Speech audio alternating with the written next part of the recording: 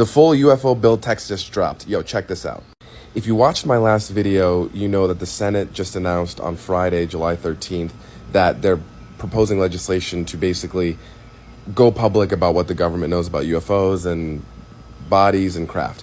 Here's the actual bill legislation. It's titled the Unidentified Anomalous Phenomena Disclosure Act of 2023. Y'all, look at what's in this, but look at the actual text that's in this bill. So it starts out by laying out the purpose of the legislation and defining a few key terms, etc. So we see here, the federal government records concerning UAP should carry a presumption of immediate disclosure, and all records should be eventually disclosed to enable the public to become fully informed about the history of the federal government's knowledge and involvement surrounding UAP. UFOs, that's their new government name for it.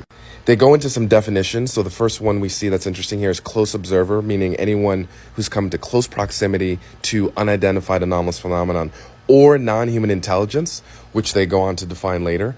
And then they also define a controlled disclosure campaign, which is basically this process of going public with whatever this alleged information is. And a lot of people have been talking about this, but they make a clear distinction that we're not talking about U.S. black budget, we're not talking about the Chinese, we're not talking about the Russian, because they have this prosaic attribution, which means having a human, either foreign or domestic origin, and operating according to current, proven, and generally understood scientific and engineering principles and established laws of nature and non-attributable to non-human intelligence. So basically what they're saying is, we're not talking about things that have a prosaic attribution. This is specifically stuff that is outside of that definition, which they also define further later.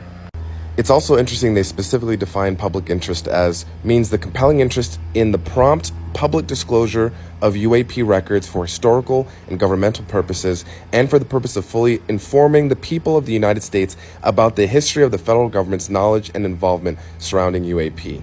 Interesting. More definitions. What are we actually talking about? Technologies of unknown origin.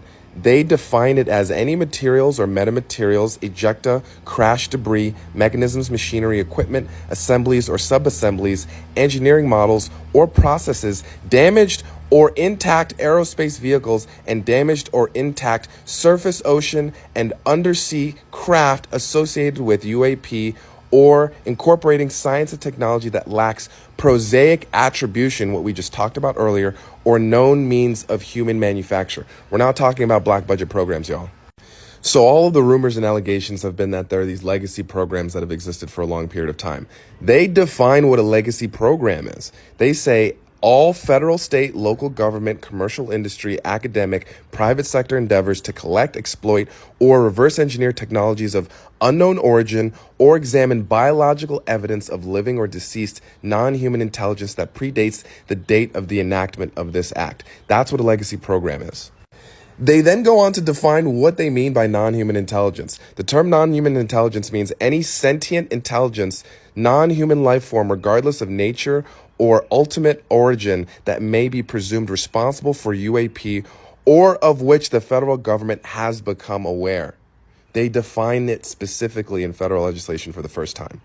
So what is this word unidentified anomalous phenomenon that they keep trying to use instead of UFO? They also define that as well.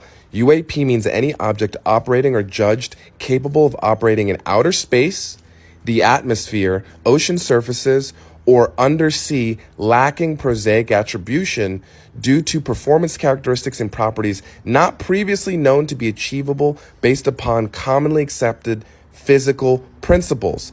UAP are differentiated from both attributed and temporarily non-attributed objects by one or more of the following observables. They define what we're talking about: instantaneous acceleration, absent apparent inertia; hypersonic velocities, absent thermal signatures or sonic shock waves; transmedium, meaning they can travel through air, space, and the ocean without any change in performance characteristics; positive lift, contrary to aerodynamic principles; anti-gravity, meaning it can float around without any kind of means of propulsion; and multispectral signature control. But wait, there's more. They also include anything with physical or invasive biological effects to close observers and the environment. And the term unidentified anomalous phenomenon, the umbrella term, includes the following previously described things: flying discs, flying saucers, unidentified aerial phenomenon, unidentified flying objects, and unidentified submerged objects. This is written in the language of this new bill and legislation. They then go on to list everybody in the federal government that is going to be subject to having to give up records. This is just a small portion of the list. And the list goes on. They also mention that no unidentified anomalous phenomenon record created by a person or entity outside the federal government shall be withheld, redacted, or postponed from public disclosure or be reclassified. They then talk about the new review board for how this is all going to be processed. The president will get to appoint 9 people to this board. That'll have to happen within 90 days after the act is enacted. So 90 days after this goes live, those nominations are going to have to take place. The president will have to consider nominations from these various parties, including Senate people, Secretary of Defense, National Academy of Arts and Sciences, the American Historical Foundation. There's like a lot of people that have to be involved in this process. The review board also has subpoena power, meaning they can have hearings and call witnesses that have to legally show up, and they can also provide those witnesses with whistleblower protection so they don't have to worry about legal jeopardy if they talk about classified information. They're giving people immunity, y'all. Witness immunity.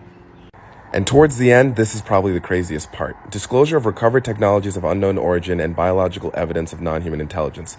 The federal government shall exercise eminent domain, meaning they can go in and just take whatever they want, over any and all recovered technologies of unknown origin and biological evidence of non-human intelligence that may be controlled by private persons or entities in the interest of the public good. There is so much in here that I didn't even cover. If you guys want more, like, share, and comment, and let me know.